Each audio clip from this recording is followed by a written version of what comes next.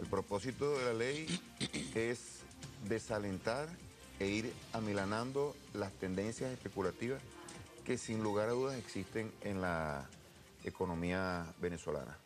Hay una estructura económica que todavía no hemos podido romper, donde existen y gravitan grupos económicos, monopolios, oligopolios, grandes poderes que sobre la base de ese poder, valga la redundancia, imponen precios. Precios que contienen una tasa de ganancia muy elevada, que no tiene nada que ver con la racionalidad económica, tiene que ver exclusivamente con la voracidad del capital. Y ese incremento excesivo de esas ganancias se traduce al resto de la sociedad. Y al final es golpeado el consumidor. Nosotros decimos que la inflación en Venezuela ha tenido un comportamiento muy acentuado, ha registrado 2 dígitos hasta llegar a 3 a lo largo de los últimos 30 años, 30. Y uno de los ingredientes, uno de los combustibles de esa inflación, ha sido la especulación. Y un gobierno responsable que quiere potenciar los salarios y sobre todo los ingresos reales de los trabajadores, necesariamente tiene que abatir la inflación. Y una de las formas, no es la única, no es una varita mágica, no es una panacea, pero una de las formas de hacerlo es controlar esa especulación. Para controlar la especulación, tienes que saber cuál es la estructura de costos en cada uno de los renglones de la economía. Hay que saberlo. Hay pequeños y medianos empresarios. ¿Y no hay acceso a esa información en este momento? Eso es lo que se va a abrir con la superintendencia y se va a hacer con la participación de todos los empresarios. Es decir, los empresarios van a aportar información para ir en la búsqueda de esa estructura de costos, porque muchos de esos costos que se estructuran en muchas empresas, incluyendo las pequeñas y las medianas, se hacen en términos de aproximaciones. No hay un estudio real.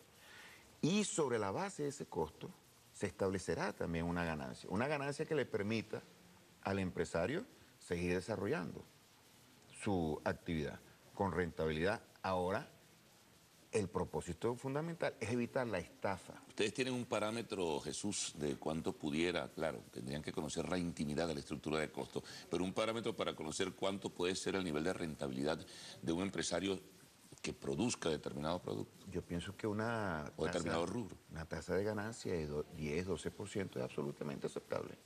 Es lo que se maneja en el mundo. Ahora, las tasas de ganancia, y eso no es nuevo, en Venezuela, eso se viene analizando desde los años 80.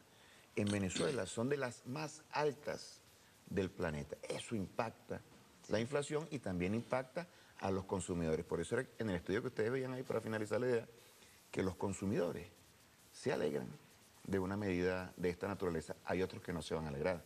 ¿Quiénes no se alegran? Los empresarios no.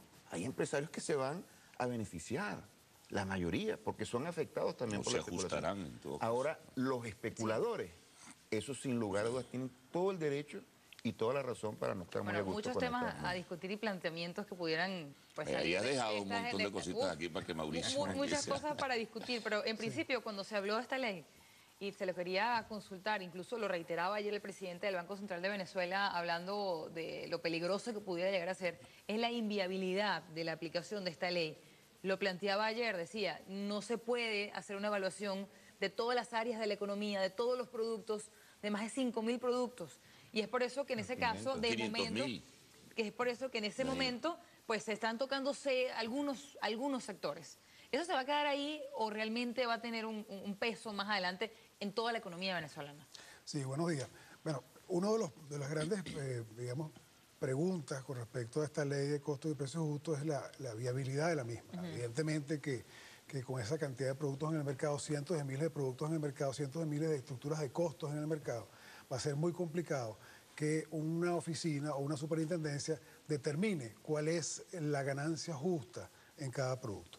Nosotros pensamos que esta ley, desde su génesis, desde su inicio, cuando en su exposición de motivos comienza hablando de fiscalizaciones, de cierres, de penalidades, en vez de hablar de incentivos, que es lo que realmente funciona cuando tú llegas a la mesa de diálogo entre trabajadores, empresarios y gobierno.